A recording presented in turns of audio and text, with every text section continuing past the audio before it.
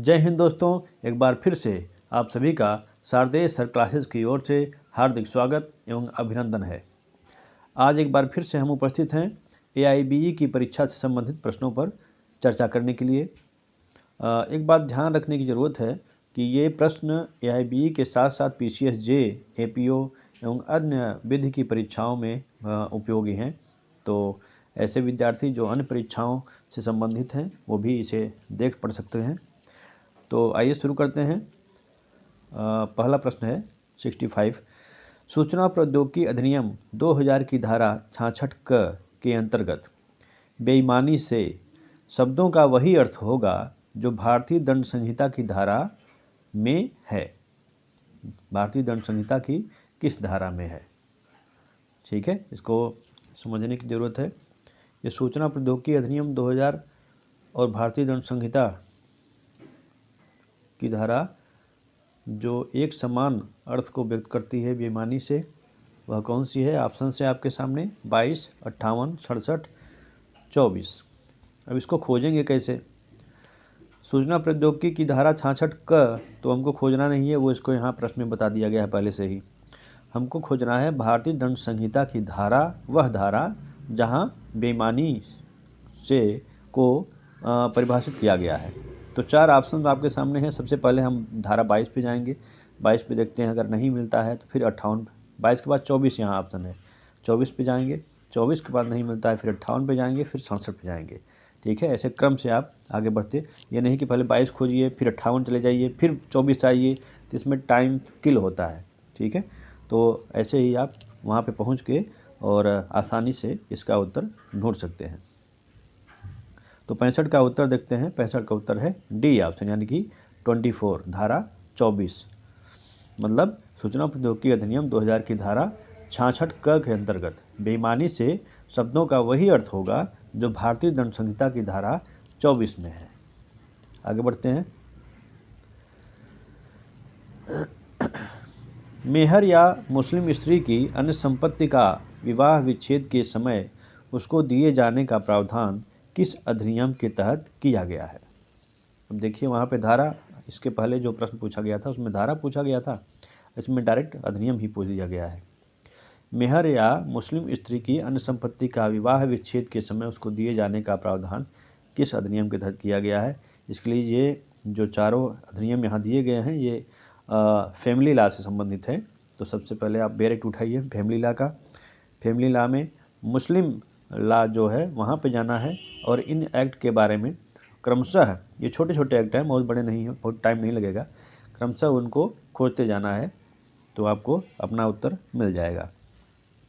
Option यहाँ पे हैं मुस्लिम महिला विवाह अधिकार संरक्षण अधिनियम 2019, मुस्लिम स्त्री विवाह विच्छेद पर अधिकार संरक्षण नियम 1986, मुस्लिम स्त्री विवाह विच्छेद पर अधिकार संरक्षण अधिनियम 1986 या मुस्लिम विवाह अधिनियम 1939। यहाँ पे खोजने का प्रयास भी कर सकते हैं आप लोग, कमेंट बॉक्स में कमेंट करके बता सकते हैं क्या रेशियो रहा। इसका उत्तर देखते हैं सी ऑप्शन, यानी कि मुस्लिम स्त्री विवाह विच्छेद पर अधिकार संरक्षण अधिनियम 1986। ठीक है, इसके अंतर्गत यह प्रावधान किया गया है। आगे देखते हैं, गर्भस्थित अपत्य का अधिकार से संबंधित प्रावधान कहाँ उल्लिखित है? यहाँ भी देखिए, जैसे पहला इसके पहले वाला प्रश्न है वहाँ एक्ट पूछा गया था, यहाँ भी एक्ट पूछ दिया गया है। गर्भस्थित अपत्य का अधिकार, ठीक है, कहाँ किस अधिनियम में इसका प्रावधान किया गया है? 4 अधिनियम यहाँ भी हैं। ठीक है, तो ये भी फैमिली लॉ से ही संबंधित है। फैमिली लॉ में जाएंगे आप, उसमें हिंदू लॉ से संबंधित है ये चारों एक्ट, आप उसको देखेंगे। ठीक है, तो आपको आंसर मिल जाएगा। ऑप्शन है यहाँ पे हिंदू उत्तराधिकार अधिनियम 1956, हिंदू विवाह अधिनियम 1955, हिंदू अप्राप्तवय और संरक्षकता अधिनियम 1956, हिंदू दत्तक तथा भरण पोषण अधिनियम 1956। इसका उत्तर देने का प्रयास करिए। गर्भस्थित अपत्य का अधिकार से संबंधित प्रावधान कहाँ उल्लिखित है? इसका उत्तर देखते हैं 67, यानी ए, यानी कि हिंदू उत्तराधिकार अधिनियम 56 के तहत यहाँ प्रावधान किया गया है, जहाँ पे गर्भस्थित अपत्य का अधिकार का प्रावधान है। कच्ची मेमन अधिनियम 1938 कब अधिनियमित हुआ? ये देखिए, कच्ची मेमन अधिनियम 1938 कब अधिनियमित हुआ? ये भी फैमिली लॉ से संबंधित है, जिसमें मुस्लिम लॉ से ये एक्ट रिलेटेड है। अधिनियमित होने से तात्पर्य ये है कि गवर्नर द्वारा उक्त जो विधेयक है उस पर उसकी स्वीकृति कब मिलती है, वो डेट, ठीक है, वो डेट है अधिनियमित होने का और प्रवृत्त होने का, यानी कि लागू होने का, जब सरकार उसके लिए नोटिफिकेशन जारी करती है और कहती है कि फला डेट से यह लागू होगा, तो वो लागू होने का डेट माना जाता है। तो अधिनियमित कब हुआ, ये डेट आप कहाँ देखेंगे? कोई भी एक्ट खोल लेंगे, किसी भी मान लीजिए फैमिली लॉ ही है, फैमिली लॉ में आप कच्ची मेमन अधिनियम 1938 पहुँच गए, खोल के लास्ट में होगा, मुस्लिम लॉ में लास्ट में ये मिलेगा आपको। तो वहाँ से फिर एक्ट जो ऊपर हेडिंग लिखी गई है उसके जस्ट दाहिनी तरफ ब्रैकेट में डेट लिखा होगा, ठीक है। जो डेट वहाँ पे दिया गया है वही तारीख है, वही डेट है इस एक्ट के अधिनियमित होने का, यानी कि उस डेट को गवर्नर, तब चूँकि 1938 में गवर्नर ही थे, तो गवर्नर की अनुमति मिली होगी। अगर वर्तमान संदर्भ में देखा जाए तो राष्ट्रपति, भारत के राष्ट्रपति की अनुमति मिलती है विधेयकों पर, तब वो अधिनियमित हो जाता है, ठीक है। कोई भी विधेयक अधिनियम कब बनता है? कोई भी विधेयक अधिनियम तभी बन सकता है जब राष्ट्रपति की स्वीकृति उस विधेयक पर मिल जाती है। तो यहाँ 4 ऑप्शंस हैं: 1 नवंबर 1938, 8 अप्रैल 1938, 12 दिसंबर 1938 या 1 जनवरी 1939। 4 ऑप्शंस हैं, इनको खोजने का प्रयास करिए। वहाँ इस अधिनियम पर जाइए और वहाँ देखिए जो हेडिंग है ऊपर की, उसके दाहिनी तरफ,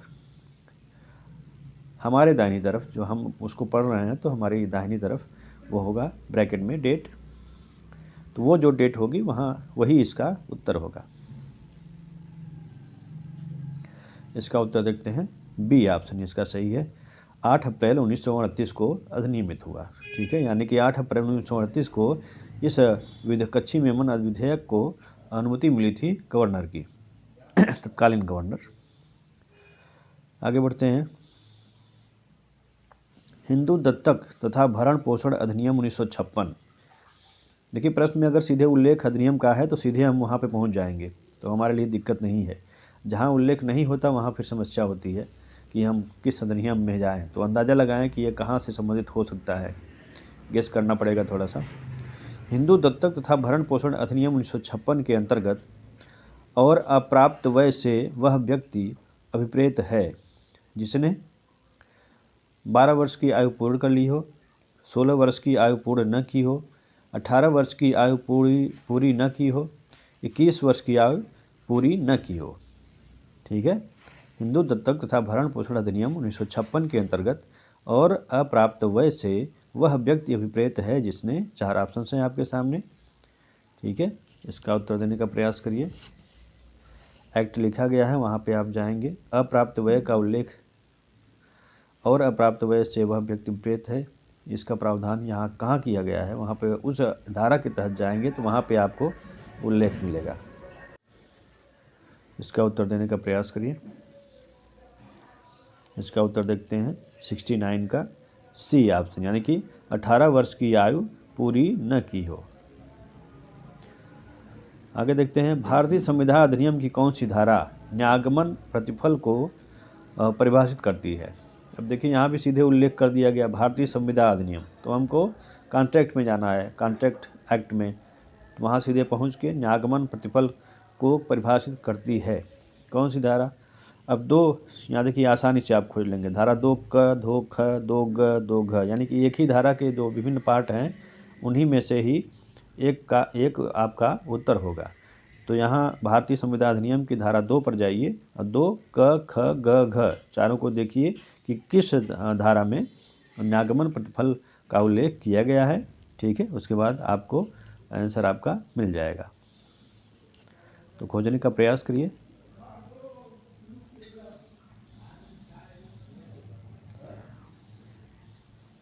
इसका उत्तर देख लेते हैं 70 का डी, यानी कि धारा 2 घ, भारतीय संविधान अधिनियम की धारा 2 घ के अंतर्गत न्यागमन प्रतिफल को परिभाषित किया गया है। आगे बढ़ते हैं। निम्नलिखित में से कौन सा एक ऐसा करार जो विधि द्वारा प्रवर्तनीय नहीं है का सही अर्थ है? अब देखिए, करार की बात हो रही है यहाँ पे, तो करार कहाँ जाना चाहिए हमको, कहाँ जाना चाहिए, कहाँ खोजना चाहिए इसको? ठीक है, करार यानी कि हमको कॉन्ट्रैक्ट में जाना चाहिए, संविदा में जाना चाहिए। संविदा एक्ट जो है वहाँ पे हम जाएंगे। उसके बाद इसको ऐसा करार जो विधि द्वारा प्रवर्तनीय नहीं है, इसको खोजने का प्रयास करेंगे।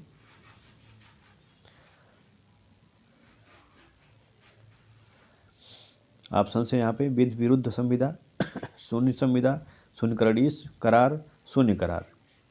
ये इन सब की परिभाषा, जितनी भी परिभाषा, कोई भी शब्द इस टाइप से आ जाता है तो ये मान के चलिए कि उसकी परिभाषा एक्ट के शुरुआत में ही, शुरुआती 2, 4, 5, 6, 7 धाराओं के अंतर्गत ही, कोई बहुत बड़ा एक्ट है तो 5, 6, 7 तक चला जाता है। कोई एक्ट तो धारा 2, धारा 3 में ही परिभाषित कर दिया जाता है सारे शब्द। तो मान के चलिए शुरुआत में ही आपको मिलेंगे।